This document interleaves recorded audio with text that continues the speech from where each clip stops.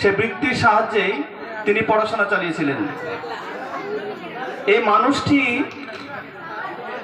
মাত্র 20 বছর বয়সে থিসিস লিখেছিলেন।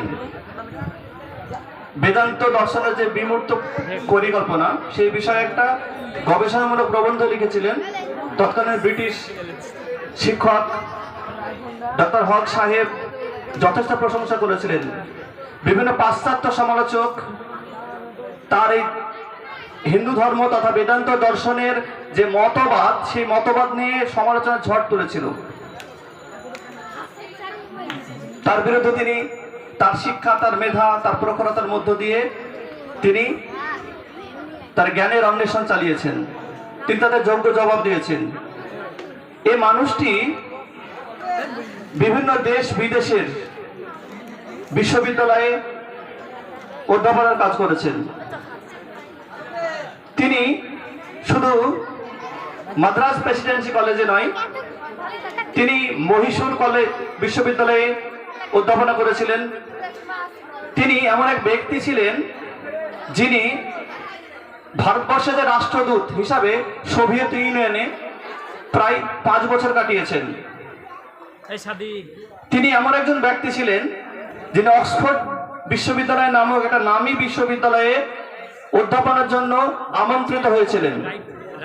হার্ভার্ড বিশ্ববিদ্যালয় নাম আমরা সবাই শুনেছি। সেই বিশ্ববিদ্যালয়ে অধ্যাপনার জন্য তিনি আমন্ত্রণ পেয়েছিলেন এবং সেখানেও গিয়ে ভারতবর্ষের যে ধ্যান ধারণা, ভারতবর্ষের ধর্ম সম্পর্কে মানুষের যে ভ্রান্ত ধারণা সে সম্পর্কে বক্তৃতা দিয়ে বিশ্ব সমাজের সমাদর লাভ করেছিলেন। তিনি কেমব্রিজ বিশ্ববিদ্যালয়ে অধ্যাপনা করেছিলেন। তিনি মাইসোর বিশ্ববিদ্যালয়ে অধ্যাপনা করেছিলেন। অর্থাৎ সারা জীবন আমরা এই যে শিক্ষক দিবস পালন করি, সারা জীবনে তিনি অধ্যাপনা, শিক্ষকতা, ছাত্রদের সঙ্গে ভালোবাসার মধ্য দিয়ে তার জীবন অতিবাহিত হয়। ব্রিটিশ সরকার তাকে নাইটহুড উপাধি দিয়েছিল। তিনি শুধু তাই নয়, মার্কিন যুক্তরাষ্ট্রে তাকে অর্ডার অফ মেরিট, যেটা মার্কিন যুক্তরাষ্ট্রের সর্বোচ্চ সম্মান, ভারতবর্ষের সর্বোচ্চ নাগরিক সম্মান ভারতরত্ন উপাধিতে ভূষিত হয়েছিলেন। তিনি ব্রিটিশ সরকারের বা ব্রিটিশ একাডেমির ফেলোশিপার নির্বাচিত হয়েছিলেন। এটা গুণী মানুষটি যাকে ছাড়া আজকে শিক্ষক দিবসটা অমলিন, অস্পষ্ট। তার সম্পর্কে যদি আমরা নাই জানতে পারি তাহলে আজকের শিক্ষক দিবস তাৎপর্য কোথায়? তিনি ভারতবর্ষের প্রথম উপরাষ্ট্রপতি ছিলেন বলা ভালো। স্বাধীন ভারতবর্ষের 1952 সাল থেকে 62 সাল পর্যন্ত দুবার উপরাষ্ট্রপতি নির্বাচিত হয়েছিলেন। তারপরে 1962 সাল, এই 62 সাল থেকে 67 সাল পর্যন্ত তিনি ভারতবর্ষের দ্বিতীয় রাষ্ট্রপতি হিসেবে নির্বাচিত হয়েছিলেন। 1962 সালের যে সময় তার জন্মদিন আসে, অর্থাৎ 5ই সেপ্টেম্বর, এই দিনটিতে অর্থাৎ তার বন্ধুরা বিশেষ আবেগ প্রবল হয়ে পড়েছিল এবং ছাত্রছাত্রীরাও আবেগঘন হয়ে পড়েছিল। এই মহান মানুষটিকে আমরা রাষ্ট্রপতি হিসেবে পেয়ে সত্যি আমরা গর্বিত। মানে এই তাদের বন্ধুদের কথা, তাদের ছাত্রছাত্রীদের কথা, তাই তারা গিয়েছিল এই মহান শিক্ষাবিদ, কর্ম প্রচেষ্টাবান, নিষ্ঠাবান, বিদগ্ধ পণ্ডিতের কাছে গিয়ে আবেদন জানায় আজকের জন্মদিনটিকে মহাসমারোহ উদযাপন করতে চাই। তিনি আবেদন জানান তখনই যে আমার এই জন্মদিবসটি 5ই সেপ্টেম্বর দিনটি শিক্ষক দিবস হিসেবে পালন করলে আমি বেশি খুশি হব জন্মদিনকে না পালন করে। তখন থেকে 5ই সেপ্টেম্বর সারা ভারতবর্ষে জাতীয় শিক্ষক দিবস হিসেবে পালন করা হয়। এবং আরো একটা সম্মান এই সর্বপল্লী রাধাকৃষ্ণন পেয়েছিলেন, আমরা যেটা জানি না।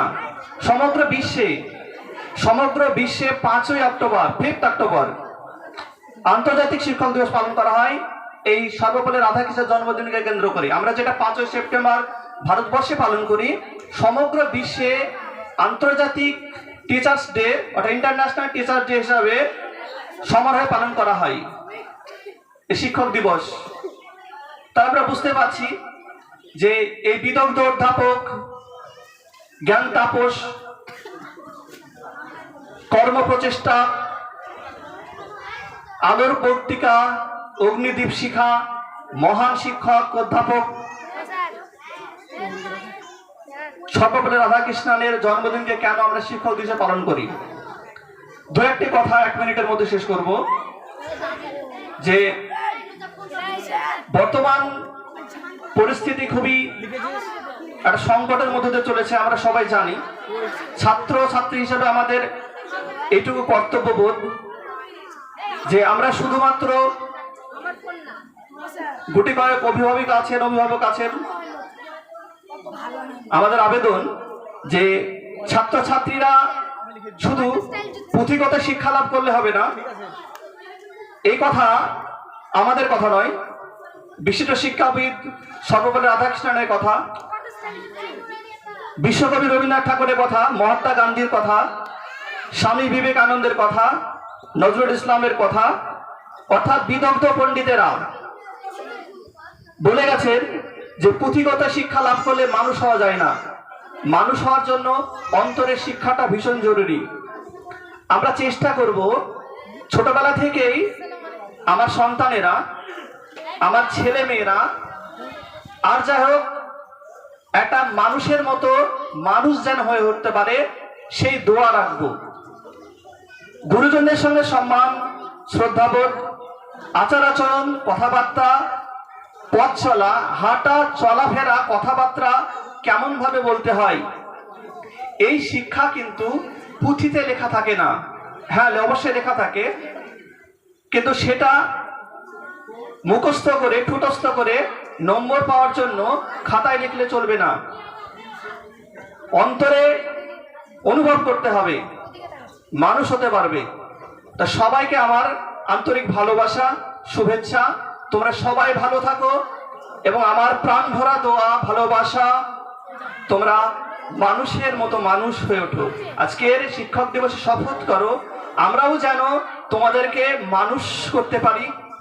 আমাদের এই দোয়া থাকবে, আমরা চেষ্টা করব অন্তরের অন্তঃস্থল থেকে তোমাদেরকে পৃথিবীর সেরা মানুষ করে তোলা, যেন তোমরা সারা ভারতবর্ষ নয় সমগ্র বিশ্বে আলো ছড়াতে পারো। আসসালামু আলাইকুম, ভালো থাকবে, ধন্যবাদ।